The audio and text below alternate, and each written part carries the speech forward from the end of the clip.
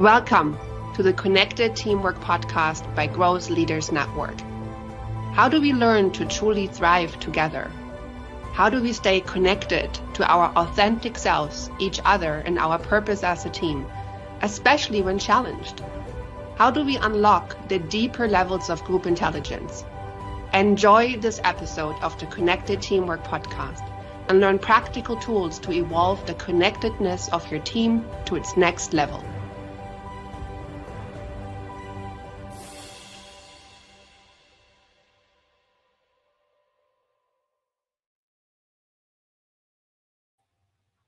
And welcome to the Connected Teamwork Podcast, episode 64, where we help leaders and teams connect more deeply to what's most important. I'm your host, Hylke Faber, together here with my co-host, Carson, Heady. Carson, how are you today? Hylke, I'm great. Always good to be with you, my friend. Same here. Today, we're going to look at Team Connectedness Practice number 3. The first one was about taking care of ourselves. Number 2 was about always growing in the 1% principle, taking care of our part. Number 3 is letting go, pausing, letting go, and welcoming deeper wisdom. So, Carson, over to you. What is your first thought when you hear that principle? It's incredibly profound.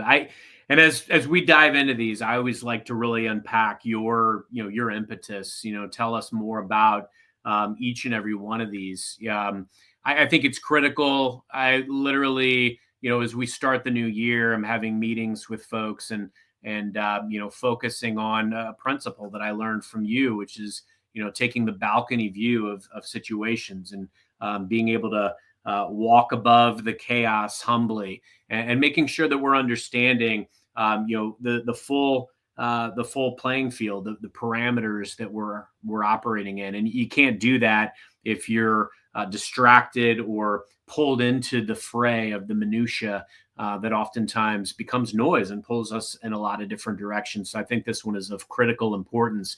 Hylke, let's start there. Tell us about this principle. Why is it important? And what are your thoughts around pause, letting go, and welcoming deeper wisdom? Well, I put it as principle number 3, because to me, this principle only becomes possible once you've taken care a little bit of yourself. Like you've at least eaten something, you've had some water, maybe you took care of your mind. You've gotten yourself into a growth mindset and saying, things are happening, not to me, I can actually do something about this. Then I make myself ready to learn. And that's the moment for me where I'm more ready when I'm challenged or in general to pause. So for example, today I'm giving a keynote about the connectedness quotient to a group of people. And my calendar today is not back-to-back as it often is. So take a moment to pause. And the first part of this principle is then saying, let go. Why do we put that first? Well, because our surface mind and the primary orientation of our nervous system is survival. And that has all kinds of black and white, not so great thoughts. We all know this. If you're listening, you think about all the not so great thoughts you have any given day, especially when we're stressed. But this is why we pause, we go on the balcony, we let go of attachments, because those thoughts that are getting us into trouble are often us thinking about something that should happen, something about ourselves, like I should be busy, or I should feel great, and then about the other, they should like what I'm doing, they should applaud me, they should appreciate me, they should whatever it is. And it has to produce this outcome, etc. And these attachments, you could say to myself, to others, and to the thing, limit my mind, because then my whole psyche gets absorbed by this little movie of how things should be. And once we let that go, we pause, then actually we're able to be of service to this moment. And being of service to this moment inspires wisdom. What is called for right now? So, for example, my personal case, what's called for, I just flew to Seattle yesterday, and what's called for today is like, okay, I needed to take a little walk. I had a coffee. I enjoyed myself for a second. I didn't put anything else in the calendar. I can wait until tomorrow. I spent some time preparing for this podcast. And I listen to what's needed. And sometimes it's very simple. Just stop. In a difficult meeting, it can be, maybe it's time to think about what the real issue in this meeting is. Not so we don't keep repeating the same thing over and over. So Carson, as you hear this, tell me about an attachment that you have when you go into your meetings, challenges of today, and what happens when you let go of that attachment?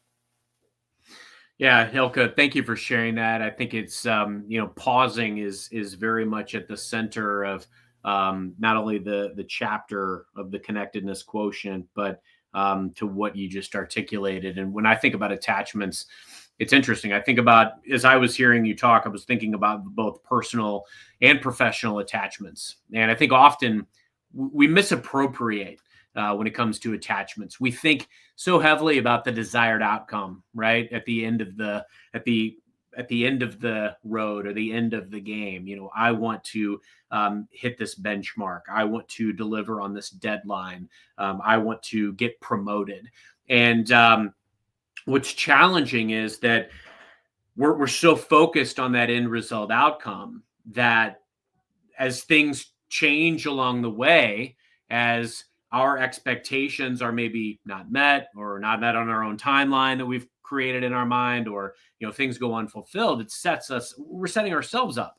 We're setting ourselves up for failure in that regard. And when I talk about misappropriated, attachment, we've got to get away from thinking about that end result. There are steps, sequences, key milestones that need to transpire between here and potentially hitting a goal. It's the beginning of the calendar year for all of us. And so we're all thinking about what do we want to achieve this year? What relationships and resources are going to be central to those achievements? I need to be setting in place right now the plan and the roadmap, the blueprint to go out and create those things. And so if I'm wanting to get promoted, as an example, am I networking with the right people? Am I creating my career walking deck? Am I updating my resume? Am I shadowing the right people? Am I getting the right intel?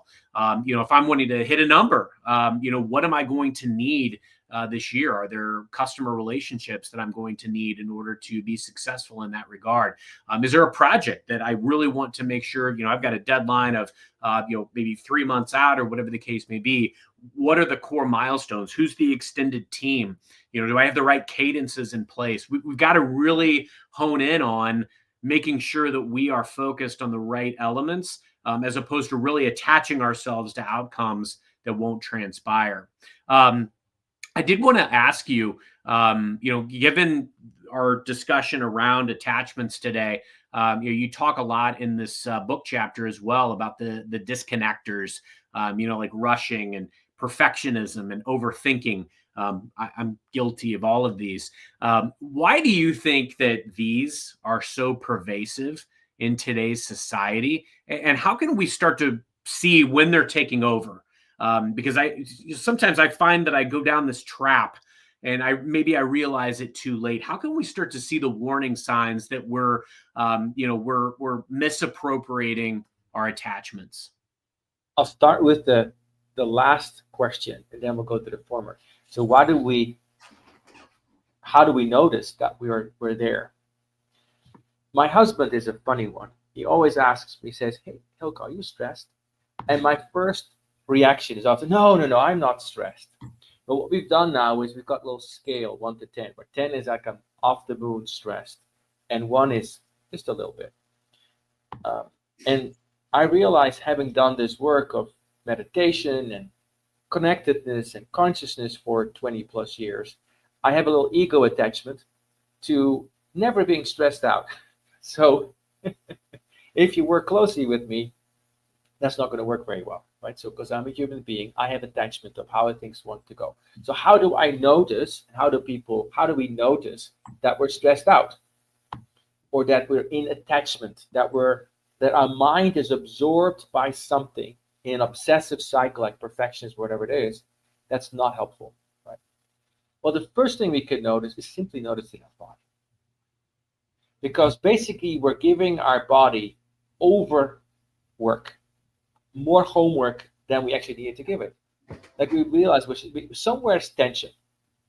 And what our tension mind, our tension wants to do, it wants us to go into action to solve the tension. Just like the crocodile or the tiger is like about to hit us, so we're gonna have to do something about this, which often creates more trouble. So we say something in a meeting that we shouldn't say because we're stressed out, or we send that email we shouldn't send, or we miss a step.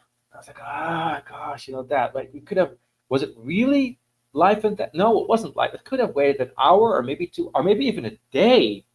Like, how about that being radical, right? Could have waited for a day. Crazy. It's interesting how work is still there after the Christmas holidays. Weird, right? All the urgency of December 19 is suddenly not there on December 26th, only because we chose to do something else. So the first thing is to notice that we're stressed out and not act it out. To notice like, oh, I'm in some kind of attachment cycle. So my first job is to be aware of that. And my second job is to take care of it within myself and not act it out. It's like, okay, maybe it's time. Maybe I have back-to-back meetings. Okay, maybe I need to take some deep breaths. I can notice my breathing is getting deeper. Right? And then I might coach myself a little bit, like, oh, what am I attached to? What is that? And the attachment usually has a should in it. I should feel peaceful.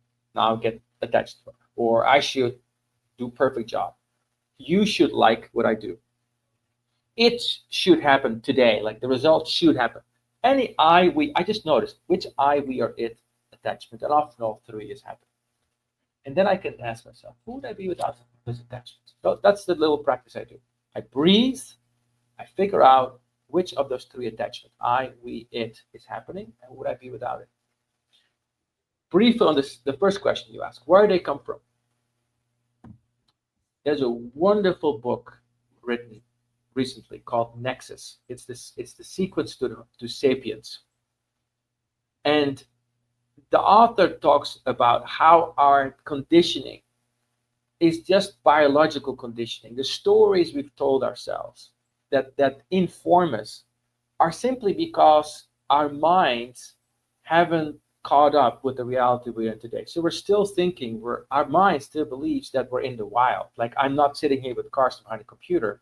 I'm sitting here with Carson surrounded by lions, and I need to make sure that we get enough water today, and the food, and it might be too cold. My wife may get like all kinds of stuff. So these are all very primal urges that our brain functions on. That's what causes our attachments, because we haven't unhooked, our brain hasn't unhooked yet. So we're going to take a short break. After the break, I'm going to ask you to think about what becomes possible, Carson, when you let go of these attachments and you go more into intentions, because that's the switch we can make. We don't become a wind vane, like, oh, whatever. But what happens if I go from attachment to intention? If you're listening, what happens if you go from attachment to intention? When you notice about yourself, about your relationship, about your wisdom. See you after the break. You are listening to the Connected Teamwork Podcast by Growth Leaders Network. Do you want to learn more about building the next level of connectedness in your team? Please contact Growth Leaders Network on LinkedIn. And now, back to the show.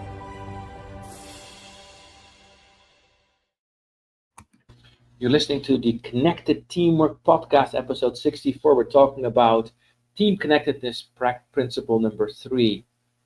pause, let go, and welcome deeper wisdom.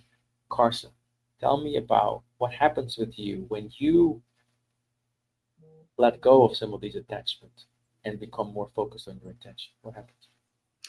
Yeah. Truthfully, at first, in full transparency, there's an anxious feeling when I think about the pausing because of that pressure. There's so much pressure that often we're putting on ourselves, to keep up, to get ahead, to stay on target. And what I love how you just brilliantly articulated how the calendar and the time of year and how we've programmed ourselves to just kind of by default shut off and shift at the end of a calendar year because of the holidays. It's pretty incredible how the work can cease and then it's still there. I had several thoughts, and then I want to transition directly into really attachments versus intentions, which is kind of one of the crux areas of this segment, if you will. I don't really do resolutions anymore. I do more mantras. And my mantra for 2025 is mastery. And I've spent a lot of time on career mastery over the last few years. And I realized, especially as I'm, approaching 10 years of marriage and, got 3 kids, I really want to master the other 2 really important relationships and dynamics in my life, which is being a husband and being a parent.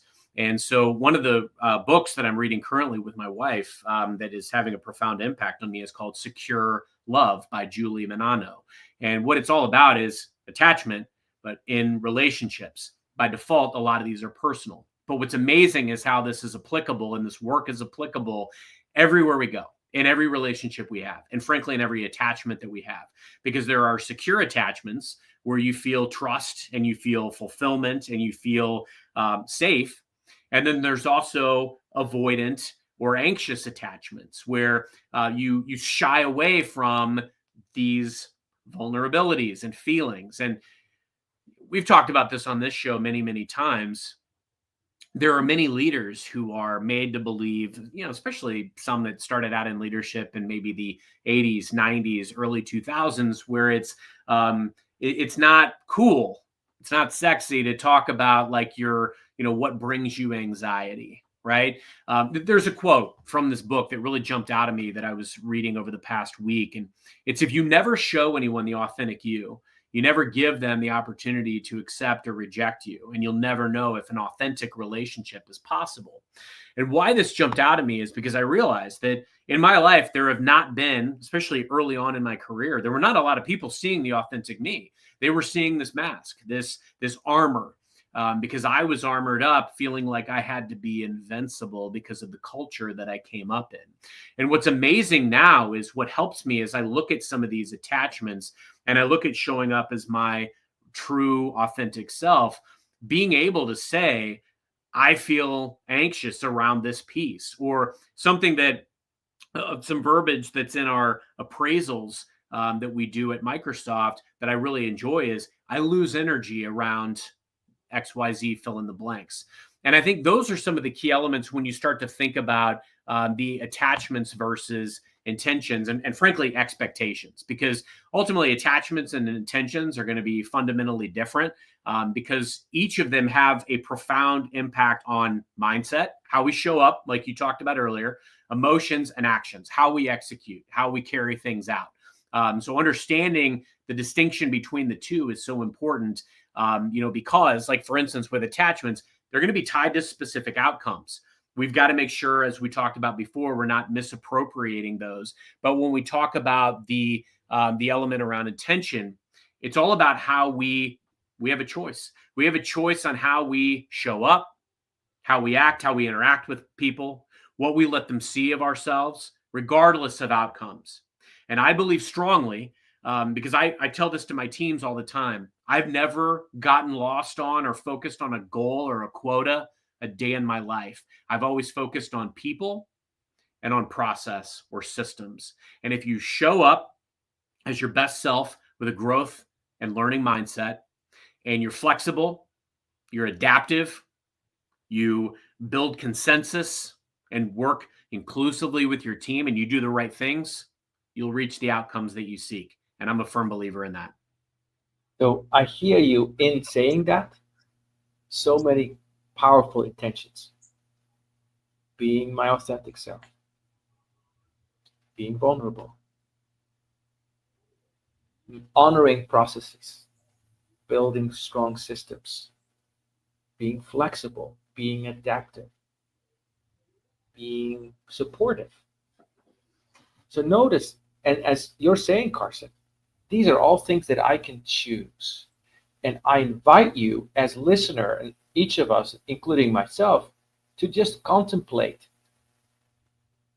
that something in me and something deeper in me rejoices when I make a choice that comes from truth. Yes, right? Just like when you watch a movie and the hero was always flawed in some way, makes a choice like, yes, he did the right, or she did, or they did the right thing. We all know what that is at some deeper level, and sometimes it's very paradoxical. That's sort of like, that. So something in us like nourishes us when we come from our intentions. We make that choice. Right? So that is wisdom. Wisdom is honoring our intentions and being willing to face our challenge based upon our intentions and making choices from that. So let's say somebody cuts you off. Happens. We are human beings. That's what we do, right?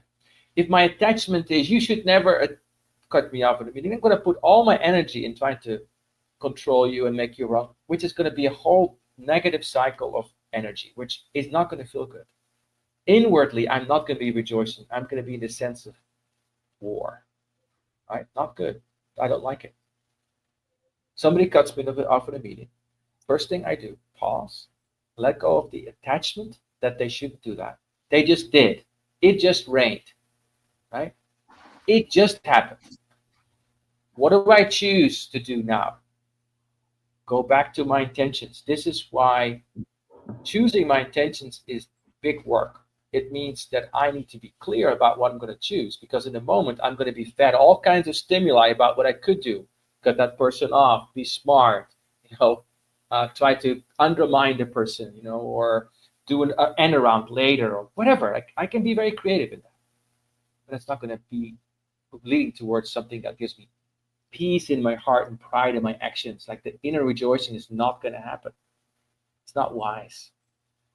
I need to know what I stand for. So if I'm standing for honesty, for respect, for service, let's say these are my values, then I'm going to intentionally bring that to the situation. That creates wisdom, because these intentions cause me like to do a little workout inside of myself. Like, okay, so what I'm going to do, they cut me off. Breathe. Choose the higher road. Choose the better angel in me, like Lincoln said. Maybe I become curious about what they're saying. And I'm going to still assert what I need to say. And if this is a repeated pattern, I may have a conversation about that with them. But in a way that is supportive, not to pull them down. Because then I just engaged in the game of putting people down. So, Carson, when you think about intentions, which intention is one that you hold dearest? That one is like your go-to lighthouse, pulls me through intention. I always think about the impression that you leave, but also how you make everyone feel in any given setting.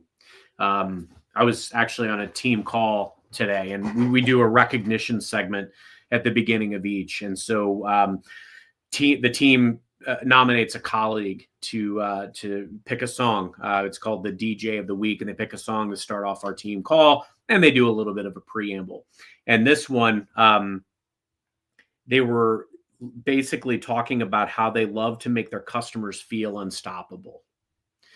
And I took pause in that. I asked the team, I said, first off, I love that.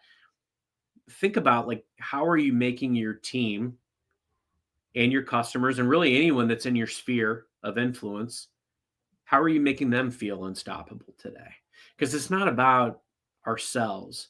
And I think, Hylke, that's a lot of what you just said about kind of when we relax our attachments, when we don't become so rigid and things have to be this exact way. Frankly, it frees up a lot of stress. Over the weekend, there was a completely uncontrollable situation. I had a kid who was not able to get ready for church on time. And I could, get big and get upset and pressure and say things that upset both of us, or I could be with them in the moment. And we got through it. We were a little bit late. I expressed why I had anxiety about it because I was serving, but everything turned out okay. And I was upfront and honest around why I was feeling anxious in that moment with the other members of my family. And actually, it went over a heck of a lot better than me just acting stressed for no reason and push, forcing people out the door. We have to let go of the rigidity. We have to let go sometimes and relax those attachments. But so often, a lot of those attachments are focused on self. They're not focused on how we're making other people feel. And that's what I believe we can control. We can control not only how we're thinking and how we're showing up as we approach these scenarios and these situations, but also be very intentional about how we are thinking about investing in others and making them feel positive as a result of our activity. How we make them feel as a result of the interaction. So what's the impact on us? I like to think about it as, are we in tune or are we out of tune? And we're out of tune, it's not a problem. We're going to be, you and I are going to be out of tune a lot of times from now until we die. A lot of times. And anybody listening probably is. It's not that we get out of tune. It's what we do when we get out of tune. So do we start singing or making more loud noises, even more out of tune? So everybody has to just suffer out of tuneness, or are we going to get back in tune and we create harmony? We create harmony starting within ourselves. That's going from attachment to intention. Harmony, not false harmony. That includes I'm feeling pressured right now. That's also part of harmony. I'm feeling anxious right now. And then being in the intention of being of service. So we've been discussing this team connectedness principle number 3. Pause, let go, and welcome deeper wisdom. As we get the final minute, I want to say something about welcome. We are very habituated to be productive, which includes producing thoughts. Well, if you're anything like me or most people that I've ever coached, most great thoughts don't get produced. They're received. So pausing creates a space to receive. Do we have the courage to receive? Anything you want to say about closing?